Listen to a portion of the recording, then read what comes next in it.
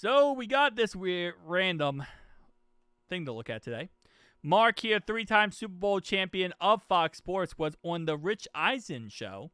And he was talking about the Bengals offense and why he hates the Bengals offense so freaking much and why we are truly so dysfunctional. And as I always say, it starts top down. You know, Zach Taylor, at the end of the day, he just needs to give up play calling. And you see Mac Jones the other night, right? He goes out there. He looks so good. He looks so good where if you look at him a year ago when he was with the Jaguars, he was awful. If you ever have the time, I would not recommend doing this, but, you know, for context purposes, the Jags last year played against the Raiders. It was a horrific game. Mac Jones couldn't do anything. He was horrendous with the Jaguars. Then he goes to the 49ers, and now it looks like he's a top-flight quarterback. And we see this all the time. It's because these really great head coaches can take a quarterback who might not be a good quarterback and make them look pretty good. They call it polishing dog feces, right? This happens all the time. Zach Taylor is not one of those guys. If you take Jake Browning and you put him in Kyle Shanahan's offense, I guarantee you he could be a very successful quarterback.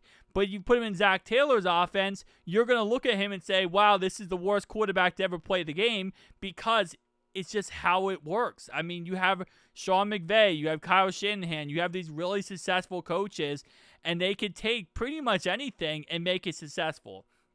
It sucks, though, because, you know, would we have been, you know, somewhat successful, or could we have figured this out this season if we had Joe Burrow the whole season?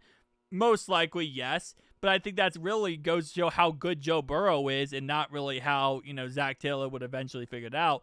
I think Joe is simply that good. So it is what it is, but let's go ahead and listen up to him explain what's wrong with our offense and all the problems.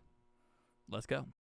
Today for the Bengals after the Monday Nighter where it seemed to have no protection up front long enough for Jake Browning to find his guys, or when he did have time, his guys weren't open defensively. You tip your cap to Denver, I understand.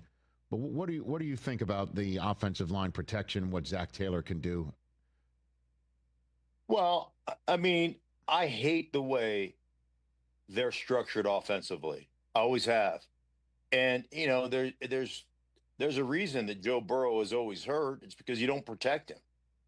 And how do you protect guys? Well, I can guarantee you one way that you don't protect a guy is when you sit in shotgun 95% of the time.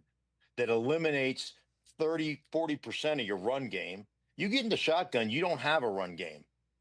You get in shotgun and like, let's say you're in a strong right for a right-handed formation, like tight ends on the right. If the running back is lined up to the tight end side, so that he's lined up in you know, if you're in gun near, he's near the tight end, Mm-hmm. right? You're running opposite the tight end. So if he's in a right-handed formation, 65-70% of your runs go to the left. If you're in gun far, so you've got the quarterback and, you know, and the running backs here now, and you're gun far, well then guess what? 65-70% of your runs go to the tight end. So you're either running strong or you're running weak, and you're running mid zone. It's really like there's very few plays that you can really run out of gun formation. So first off, you know, your run game gets eliminated by 35-40%, whatever it is.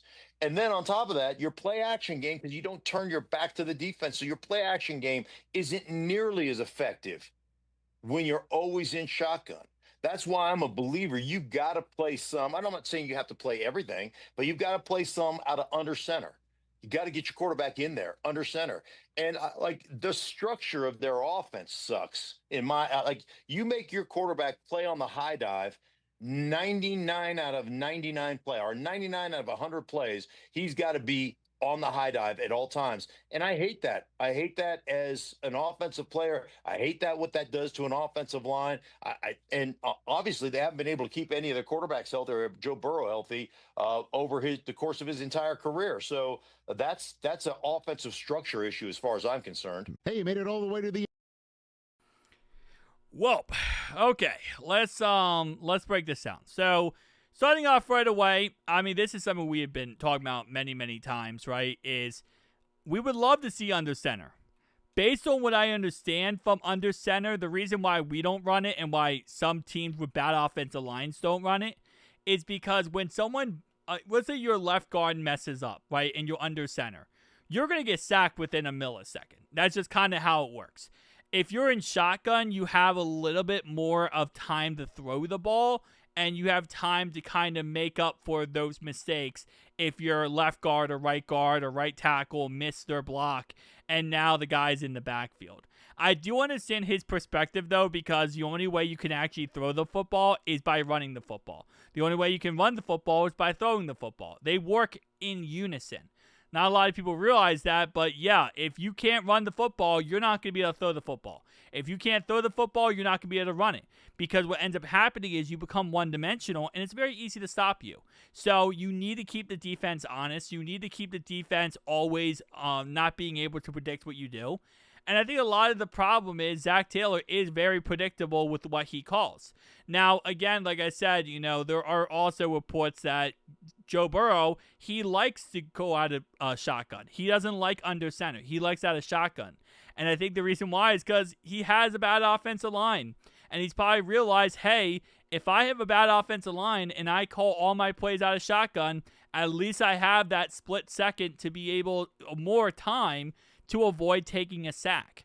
So, and again, this just goes down to the age-old problem I made a video about earlier today.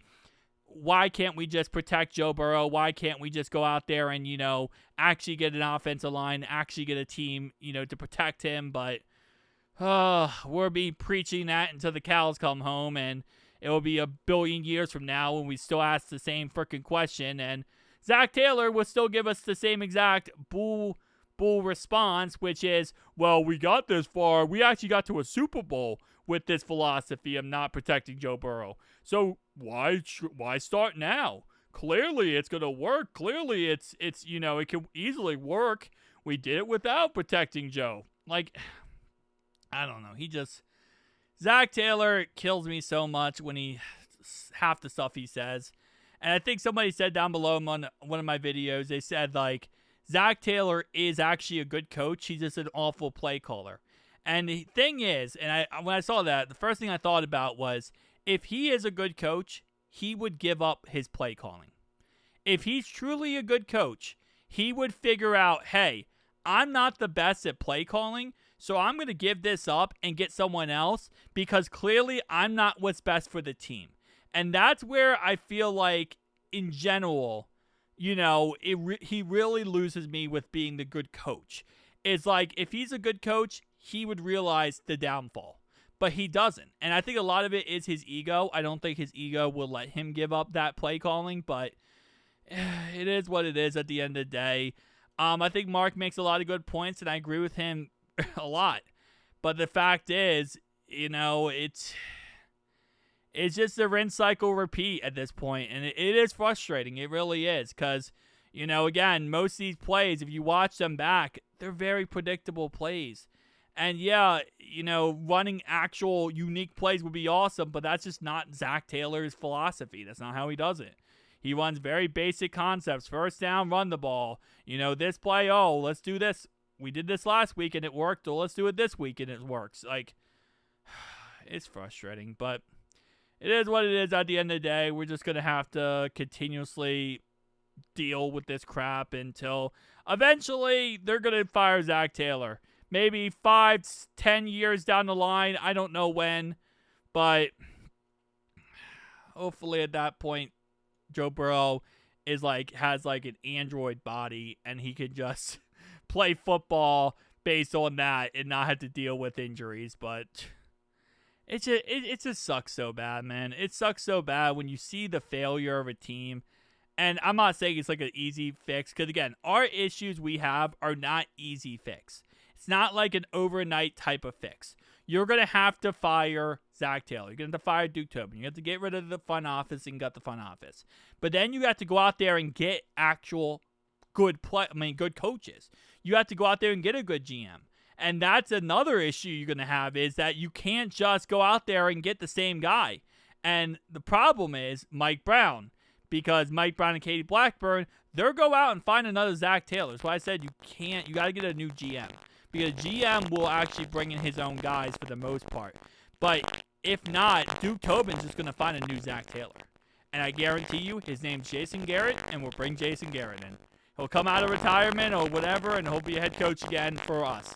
And he'll be on the sideline clapping a million times as we're losing games. Peace out, guys.